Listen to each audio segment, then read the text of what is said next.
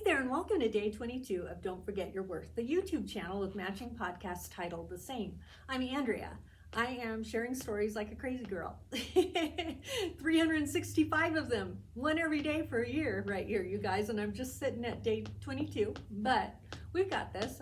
I have been packing like a crazy person lately, and it's so funny because I got so much done this morning. I'm super, super proud, proud and happy all together. It's a thing. It's a word. It's a word. Okay. So I've been packing. And I'm super proud of what I've gotten done. But then on the same note, I'm super sentimental. And so I can come across like a thing of pictures and just get lost for 2 days. People are be like, are you okay? Yeah, I'm just, I found some pictures. So I have to stay focused too. But the important thing, I'm keeping my commitment to you guys. I printed off a story called Share Your Every Last Story. And I'm hoping that it's timely for the day. I really am. And so it begins. I love this speaker's eloquence. She was beautiful. She was polished. She was the daughter of a prominent evangelist. She spoke with great tone, authority, and in an iambic pentameter. Her words were poetic to the very soul. Then it happened. Talking about Jonah, a life interrupted, she gave the most timely example from her current life journey. Her listening audience hanging on the edge of their seats with hearts open wide and pens in their hands. She had about half an hour to take a much needed, much anticipated nap, and I will just be doggone, but just as she laid down and got comfortable, her toddler came in and interrupted it. Her toddler came in and interrupted her nap. Her life interrupted.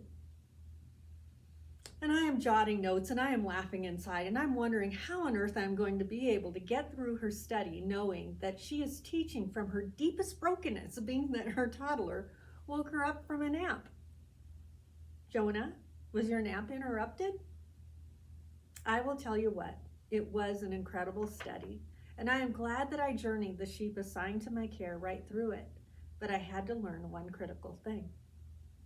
I was not going to learn from and be led by the journey of this woman, but I was going to learn from and be led by the Lord of Lords and his word in Jonah and the very ways that the Creator was working his loving words in my own sweet little interrupted life. Your journey, not hers, no comparison. I had to choose the correct leader, being God. That's one great big leader. The words of a woman or the words of the Lord.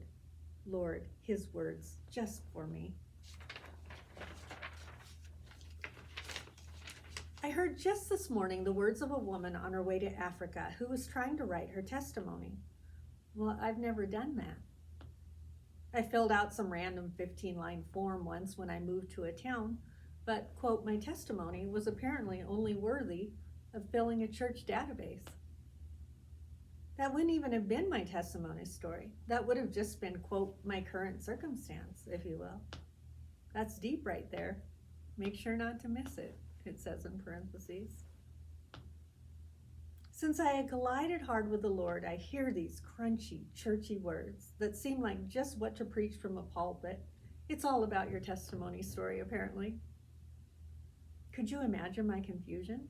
One story? Lord, your people have one great big gigantic testimony story? Do they memorize this? Do they write this and read this verbatim at a microphone? Here's what I can say to you. Nothing has impressed me to write just one testimony story to the glory of God to bring non-followers to the Lord. I would not even know where to start. I just share my stories that apply to the needs of the people at hand, and they change person to person, experience to experience, struggle to struggle, audience to audience. I rarely teach from one story or even the same story. Wow, Lord, once they write that story, that single story is their purpose and calling fulfilled. Now just share it. So up in the mic would wander these stories, and in video would roll out these stories, and yes, they were usually an incident, one incident that always turned out very good. So then good stories are your testimony? Pleasure, never pain? And I would sit in confusion. 1. I am sitting in church, not knowing they are announcing me as an upcoming guest speaker. I am. And when the pastor announces this, he tells the full congregation that I will be sharing my testimony story. And I gulp hard, and I gulp hard, and I gulp hard. And people are staring at me and the back of my head. And the date is announced, and I'm writing it on the back of my journal so that I know just how long I have to come up with this one great story. Isn't this something? You guys, I just think it's something. You can just see in my writing how confused and how hopefully I'm asking some of the same questions that you're asking. Like, what is the purpose of all of this, right? Is there just one? I hope this speaks to you. My story. 1. How could I have just one story when there are so many characters and attributes to Christ? What do we show about him and his promises? One attribute? One promise? Your testimony is not a story. It is a series of all of your stories. Every last little thing he does for you to glorify him, meaning to make him famous. That's what glorify means. Isn't that cool? It means to make famous. Isn't that crazy good? Ugh, so good, you guys. This is happening every single day, every minute, every breath. Glory. How to even keep up with him. Glory. He is way up in every last detail of your day, orchestrating like mad, that to the day God, working miracles we either see or we don't. Miracle. But they seem to need to be big things for us. Perspective. Not, he didn't spare my child his life, but I had the privilege of saying goodbye when many have been taken in a breath, a freak accident, and you gifted me all of this time. Perspective. A perspective of love, grace, and thanksgiving. For everything that happens, not what wasn't there, but whom was. Whom was there. Not what didn't happen, but what did happen. Not what did happen, but what didn't. Praise God. Those are miracles. It's perspective, you guys. His stories are just for you. His lessons are yours to glorify him, which means you will need to share your stories and share their great author. His stories are written for all to read. And notice that they are all written by different authors, but every single last one is to glorify him. I love that. Gosh, I love that. I love that. I love that. The book of John, the book of Esther, the book of Jonah, the book of Andrea, the book of you. Your book slipped right into Psalm 139. You. I love this. Good. Begin today by sharing your stories, every last one. The world needs his stories. Not just the good ones, but the hard ones, the gross ones, the stormy ones, the sin-filled ones, the battle stories, all of them. We are commanded in Titus, that's another book in the Bible, we are commanded in Titus to share them with generations before us and generations younger and generations yet to come. Not one story, every last one that glorifies God. Daily stories, daily miracles, daily glory, daily thanksgiving, daily grace, daily freedom, daily victories, daily testimony. Share your stories and the author that wrote them. I love you.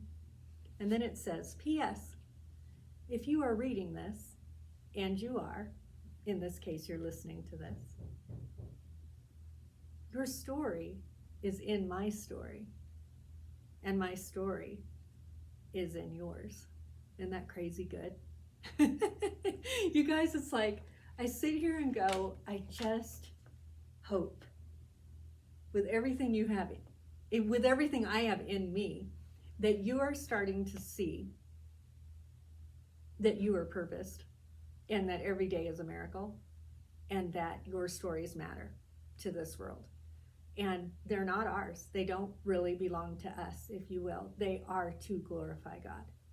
And they can't do much, as I say, sitting on a shelf. That's why these stories came out after all of these years of sitting on a shelf. Literally, I'll have to show the picture of the binders of these stories. They're huge, they're thick, and they've sat there forever. And so finally my mentor is like, be generous, Andrea, and just share them. Just give them away like a message in a cup. And that's what I'm doing. And it is it's worth it. It is like to the benefit that you would know your worth to the Lord, like makes me higher than a kite. I cannot even tell you. That's like what I live for. When I do messages on podium, it was the same thing. You'd walk off just feeling higher than a kite because you'd see these light bulbs go off as people were clicking and understanding who they were and their worth to Christ and their worth to this world. And so my story ended up in your story. And that's a wonderful, God-ordained, crazy good thing. So I hope that you're starting to see that things are, whoops, we got a little bug in there. I'm hoping that you're starting to see that, things are purposed. They're pre-planned. They're good and they're for you, even in the tough stuff. So I've got to go pack, but I will probably go to worship tomorrow morning and then come back and chat at y'all then. So talk to you soon. Take care.